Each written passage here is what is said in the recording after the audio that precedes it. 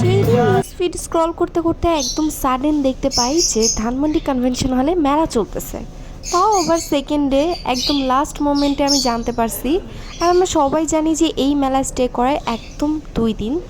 তো লাস্ট মোমেন্টে যখন জানতে পারছি আমি জাস্ট কোনো রকম বের হয়ে গেছি, কাজ আমরা সবাই জানি যে এই মেলায় একদমই ডিফারেন্ট ডিফারেন্ট কোয়ালিটির ওয়াইড রেঞ্জের সব প্রোডাক্ট পাওয়া যায়, যেটা আমরা অন্য জায়গায় কখনোই পারচেস করতে পারি না। ইনিশিয়ালি ভেবেছিলাম লাস্ট মোমেন্টে যাব দেখে হয়তো কোনো প্রোডাক্ট তেমন পাবোই না, বাট আমি সারপ্রাইজড হই যে এত এত প্রোডাক্ট ততক্ষণও ছিল। এত এত ইউনিক অ্যাটার আর এক্সেসরিজ দেখে কোনটা রেখে কোনটা কিনবো এই জন্যই কনফিউজড হয়ে গেছিলাম লিটারালি। আমার বান্ধবীদের থেকে শুরু করে পরিচিত অপরিচিত অনেকেই প্রায় আস্ক করছে যে এই মেলাটা কোথায়, আর এই মেলাটা স্পেসিফিক্যালি কোনো জায়গায় না, আই মিন এই মেলাটা হচ্ছে সূর্যমুখী টিম স্পন্সর করে।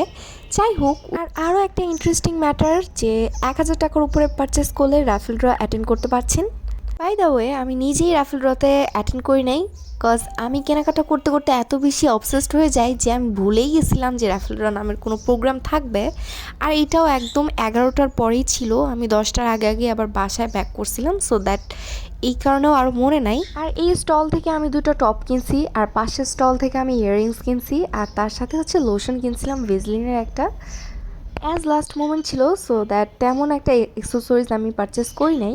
আর মেলা টপগুলো অনেক অনেক ইউনিক ছিল, যেগুলো ডিজাইন আর কালেকশনস আমি বাইরে কোথাও আজ পর্যন্ত দেখি নাই, সো দ্যাট ওইগুলোই আমি পারচেস করছি। আদারওয়াইজ আমার ওয়ারড্রপে এত এত ড্রেস জমে গেছে, জাস্ট রাখারই জায়গা পাইতেছি না। কাপড় চোপড় রাখার জায়গা ল্যাকিংসের কারণে আমি অনেকদিন ধরেই কেনাকাটাটা স্কিপ করতেছি, বাট তারপরেও দেখলেই নিজেকে আটকাতেই পারতেছি না কোনোভাবে। এনিওয়েজ দেন এই আউটফিটটার ব্যাপারে অনেকেই আস্ক করতেছিলেন, স্পেশালি আমার স্কুল ফ্রেন্ডরা অনেকেই বলতেছিল, বাট তোদের সামনে আমি এই ড্রেসটা পরে অনেকবার গেছি, বাট তোরা খেয়ালও করিস নাই, বিকজ এইটা আমি একটা ডিফারেন্ট ওয়েতে ওয়্যার করছিলাম দেখে অনেকে হয়তো বুঝে নাই। এটা স্পেশালি আমি প্যান্টের সাথে পেয়ার আপ করে পরছিলাম দেখে আরও অনেকে বুঝতে পারে নাই। হাউএভার এবার মেলাতে এত এত ভ্যারাইটিস আইটেমের পিঠা ওঠানো হয়েছিল যেটা একদম বলার বাইরে। এর আগে এত ভ্যারাইটিস আইটেমের ছিল না, কিছু স্পেসিফিক আইটেম ছিল, বাট এত এত ভ্যারাইটি কালেকশনস ছিল না। যাই হোক, তো আমি স্যাডলি বিকালে নাস্তা করে আসছিলাম দেখে এত বেশি খেতে পারি নাই, বাট জার কেক অলওয়েজ আমার ফেভারিট, সেই জন্য জার কেক আমি আবার খাইছিলাম। তো আমার জার কেক খেয়ে আবার সাকিবের ভালো লাগছে দেখে ও আবার হচ্ছে চকলেট ফ্লেভারটা তেমন একটা পছন্দ করে না, তাই ও অরেঞ্জ ফ্লেভারটা নিছিল। বাট ট্রাস্ট মি, অরেঞ্জ ফ্লেভারটা এত এত টেস্টি ছিল যেটা একদম বলার বাইরে। যাই হোক, মিষ্টি খেয়ে এখন মুখ ঝাল করার জন্য আমি ফুচকা খুঁজতেছিলাম, দেন ফাইনালি আমি ফুচকাও পেয়ে যাই অ্যান্ড ফুচকাটা খাচ্ছিলাম।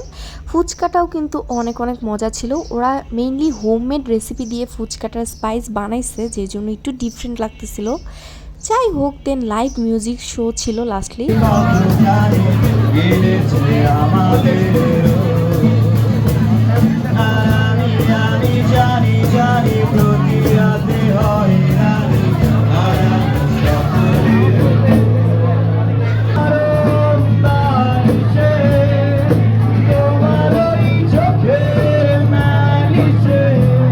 অ্যারাউন্ড 10টার দিকে আমরা মেলা থেকে বের হয়ে যাই, দেন বাসার উদ্দেশ্যে রওনা দিয়ে দিই তখন। আর ধানমন্ডি যেহেতু আমাদের খিলগাঁও থেকে quite a long distance, so that একটু আর্লি রওনা দিয়ে ট্রাই করছিলাম, বিকজ বেশি রাত হলে একটু ছিনতাইয়ের আশঙ্কা থাকে, পান্থপথের ওইদিকে যেই ফোন ছিনতাই বাড়ছে। যাই হোক, দেন আমরা আবার ডিনারে চিজি অ্যান্ড জুসি থেকে প্ল্যাটারটা খেয়ে আসছিলাম ওই দিন। আর এই হইলো আমার টপ 2টা যেটা আমি মেলা থেকে পারচেস করছি। আর তার সাথে এই কানের দুলটা অনেক অনেক ফেভারিট ছিল আমার। এই কানের দুলটা একটা ইউনিক ওয়েতে পড়ে, যেটা আমি ভিডিওর লাস্টে বলেই দিব। আর তার সাথে হচ্ছে এই ভেজলিন লোশনটা, যেটা শীতে না নিলেই না, স্কিন কেয়ার মাস্ট হ্যাভ একটা প্রোডাক্ট, এই জন্যই পারচেস করছি। আর এই ইয়াররিংসটার ব্যাপারে আমি শুরু থেকেই বলছিলাম, এই ইয়াররিংসটা একটা ডিফারেন্ট ওয়েতে পড়ে, যেটা আমি হচ্ছে সেলার আপুর থেকে না দেখলে জানতেই পারতাম না। ইয়াররিংসটা একটা সার্টেন ওয়েতে ওয়্যার করতে হয়, যেটা নিয়ে আলাদা একটা ভিডিও আসবে।